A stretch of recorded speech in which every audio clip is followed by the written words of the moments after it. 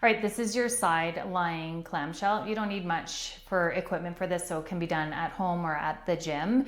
And this exercise specifically targets your glute med, which is often thought of as a hip muscle, but its function extends beyond that. And I'll share a bit about that at the end. So first of all, what you want to do, set yourself up on the side, and we're doing an elevated option. So we're up on the elbow.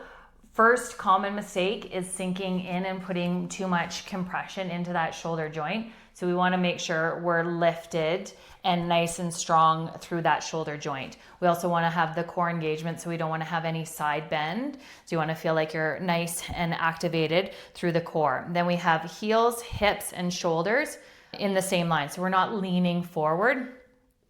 We have everything kind of stacked as though you're kind of feeling like you're back against a wall.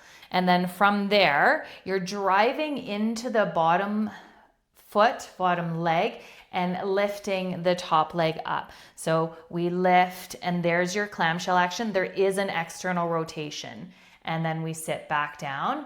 So you drive through the bottom and lift and externally rotate through the top, and then hug back down.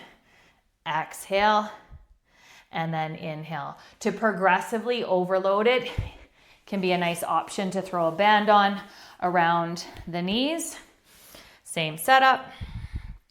And then from there, driving, and then that adds just that little bit of extra load. So great exercise to throw in at the end of your workouts to kind of tap into that glute strength. Glute medius is, like I said, often thought about as just that hip muscle, but its role extends into the pelvis itself. It stabilizes while we're walking, running, climbing stairs, in single leg balance kind of activities.